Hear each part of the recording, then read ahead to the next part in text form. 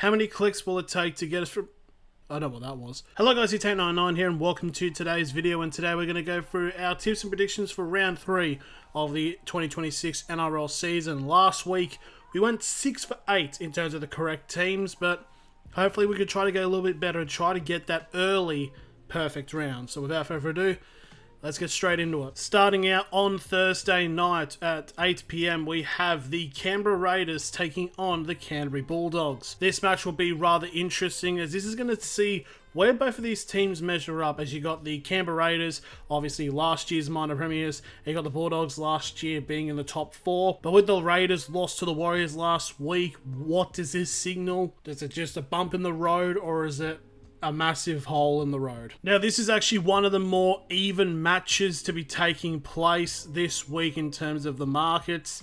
I think this is going to be somewhat of a close one as to when they played each other last time, but I'm going to say I think the Bulldogs get a win on the road, so they will go 2-0 to start the year. Now we go on to the Friday matches, where at 6 PM we have the Sydney Roosters taking on the Penrith Panthers. The Roosters won their game against South Sydney in something that realistically, because of what happened with Alex Johnson breaking the try scoring record, no one's really cared about, whilst the Penrith Panthers, another decent showing as they beat the Cronulla Sharks over in Bathurst. So unfortunately, it does seem to be looking like, yeah, Penrith are back to their absolute best, and I feel this will be interesting to see where this Roosters team line up, because a lot of hype has come into this Roosters team. They didn't do well in New Zealand, but they did have some decent showing against South Sydney, so I feel like if the Roosters want to be taken seriously, I think this is a match they need to do well in. Unfortunately, I just think Penrith are too good and too good of a run, so I'm going to say in a little bit of a close one, I do think the Penrith Panthers will be able to get the job done. And then following that, we have a game between the Melbourne Storm and the Brisbane Broncos at 8 PM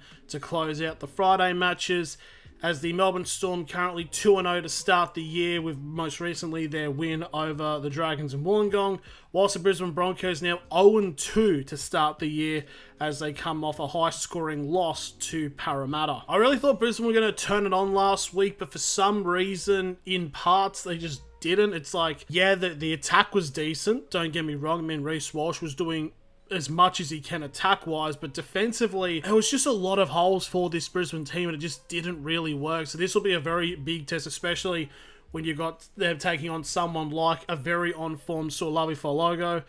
This should be pretty interesting, but I think in a bit of a blowout, I'm going to have to tip the Storm. I don't really see how Brisbane win this one. This would probably be mean because of me saying that they will, but it's going to be a weird one to say. Now we go into the Saturday games, where at 3 PM we have the Newcastle Knights taking on the New Zealand Warriors, a top 4 clash. Who would have thought? Now the Newcastle Knights are coming off a win over the Manly Sea Eagles at Brookvale, where basically Manly forgot how to play the sport, it seemed, whilst the Warriors are coming off an earlier mentioned big win over the Canberra Raiders in New Zealand. Now, very big important news, obviously, is that Kalen Ponga and Dylan Brown aren't playing in this game and won't be playing for a decent bit of the season.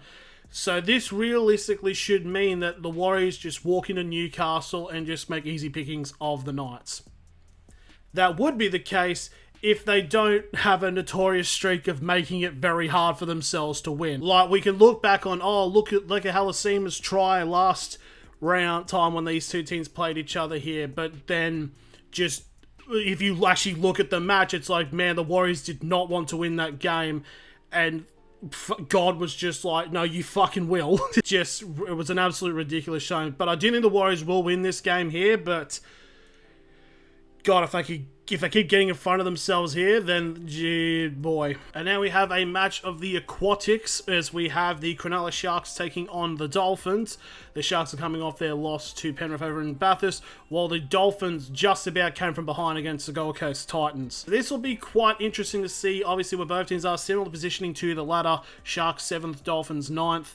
I think the Sharks can get a bit on the roll here, but these are the type of the matches they need to win if they want to keep consistently seeing themselves like in the finals, in the top 6 and whatnot. I feel like the Dolphins have been a bit flat in the opening couple of games, but I feel like this is a game that they could switch it on.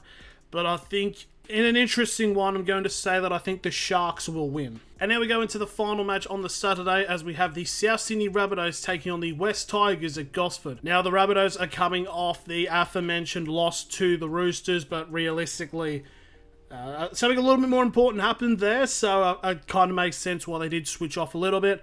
Whilst the West Tigers had a brilliant showing in their first match of the season last week, with a decent performance against the North Queensland Cowboys, as we saw Kai Pearce-Paul do more in 80 minutes than he did at the Knights for about 2-3 years. Bit of an interesting one here, as for some reason the Tigers are outsiders in this. I have absolutely no idea why, and in punishment of saying that, the West Tigers I think will win this game. Like, I understand that Rabbitohs maybe on paper are better, but like, really? Like, that far as favourites? You're kidding me on that one, but yeah, I think the Tigers are going to win this game. Now we go into the Sunday games, and at 4:05 PM, we have the Parramatta Eels taking on the St George Illawarra Dragons. Parramatta Eels had a very decent win over the Brisbane Broncos last week, scoring 40 points.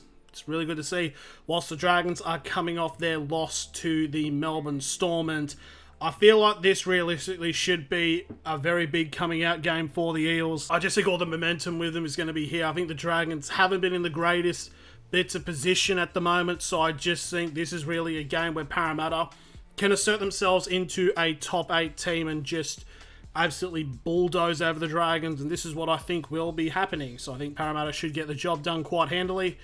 If not, then I don't fucking care. I don't like Para. And now we go to the final game of the round, as we've got an absolute barnstorming classic, as it's the North Queensland Cowboys versus the Gold Coast Titans in an absolute fucking enema of a match.